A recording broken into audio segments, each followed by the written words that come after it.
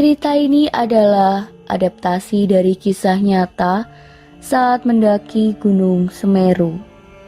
Berbagai hal mistis yang terkandung dalam cerita ini adalah nyata.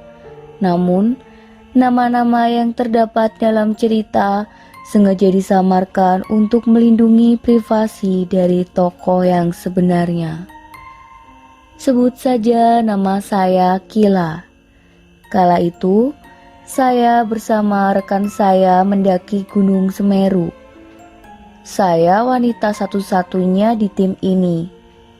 Kami berangkat dari Madiun hanya berlima. Konon katanya, ganjil itu menimbulkan masalah saat pendakian.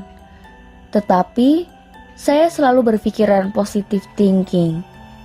Ini bukan pertama kali saya mendaki, tetapi pertama kalinya mendaki dengan berbau mistis. Sejujurnya, saya belum pernah dilihatin kejadian aneh di gunung, walaupun di gunung yang terkenal angker. Jadi, begini ceritanya. Hari pertama sesampainya di Ranukumbolo, semua terasa baik-baik saja. Begitupun hari kedua di Kalimati, sampai puncak pun baik-baik saja. Tetapi semua berubah ketika perjalanan pulang. Perjalanan pulang cukup lambat karena mungkin kondisi satu teman kita sudah down dari mulai keberangkatan. Saat di Jambangan, tim dibagi dua kelompok.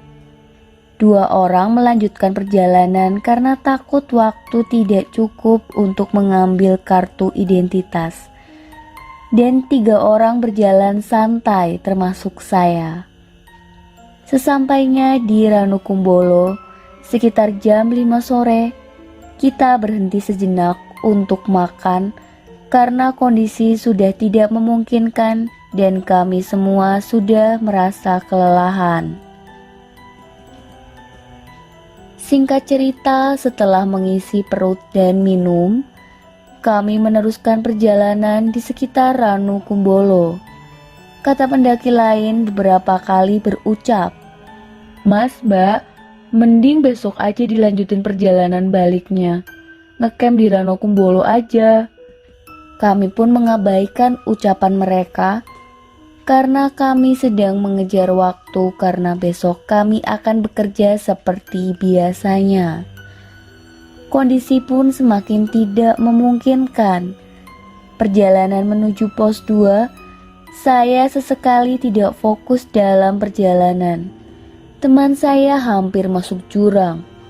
Mungkin itu sudah suatu pertanda. Sampai akhirnya memilih untuk berhenti sejenak di pos 2 untuk tidur sebentar. Saya memilih tidur di sudut sebelah shelter.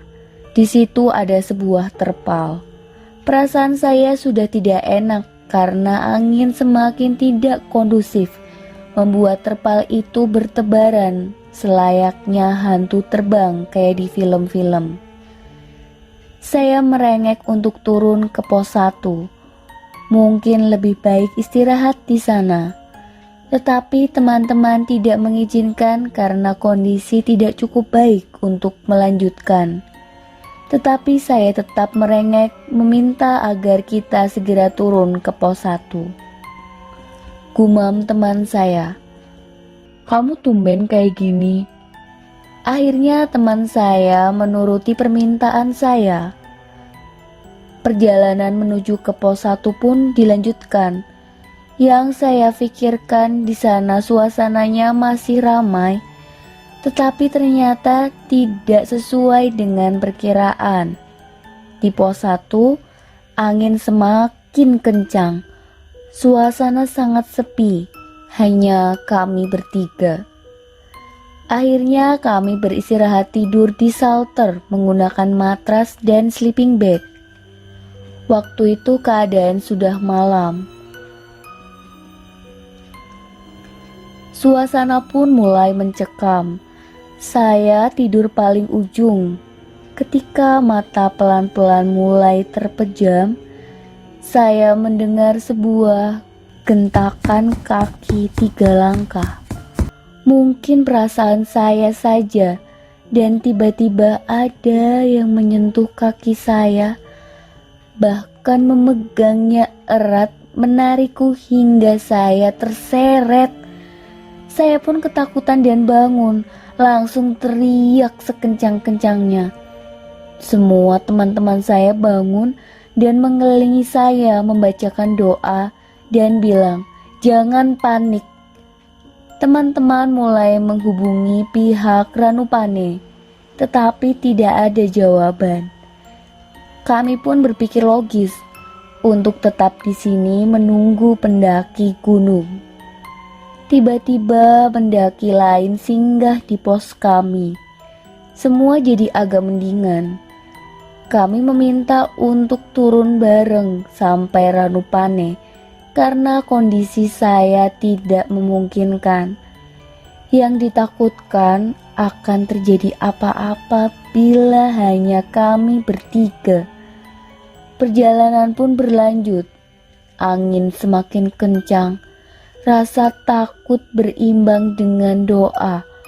Dan tiba-tiba di perjalanan saya melihat anak kecil sedang duduk. Setelah saya lihat lagi, langsung menghilang itu anak kecil. Mungkin hanya halusinasi, pikirku positive thinking. Singkat cerita, kemudian teman saya bilang, "Sepertinya kita sudah melewati sudut ini 2 kali. Kalau sampai selanjutnya kita melewati ini ketiga kalinya, kita berhenti."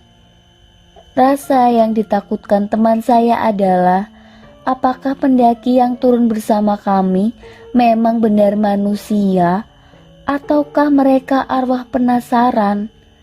Rasa curiga dan rasa takut semakin besar. Kami terus berdoa agar tidak terjadi apa-apa. Setelah melewati tikungan, senangnya melihat Ranupane sudah dekat. Curiga itu hilang dan mereka sepertinya benar-benar manusia. Tetapi ketika saya melihat Ranupane dan menggeser pandangan ke depan, tiba-tiba ada sosok wanita berdiri memakai baju pendaki, tetapi mukanya hancur dan ada darah di mukanya.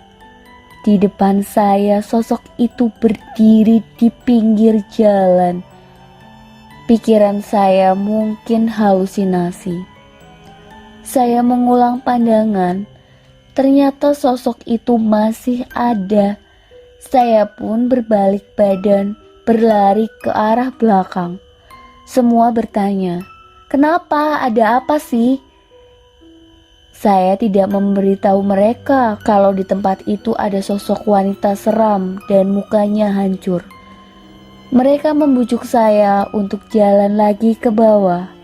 Benar saja, ketika saya lihat ke tempat itu lagi, wanita itu sudah hilang. Cepat-cepat saya melangkah untuk meninggalkan jalan itu. Perjalanan terus berlanjut. Sesampainya di Ranupane, kami semua pun lega. Ranupane adalah sebuah desa di lereng Gunung Semeru. Sesampainya di Ranupane, ketika kami beristirahat, teman saya cerita bahwa dia juga melihat sosok wanita itu, tetapi katanya tiba-tiba menghilang ketika senter diarahkannya. Itulah kisah mistis yang dialami Kila di Gunung Semeru yang dikirim melalui email kami.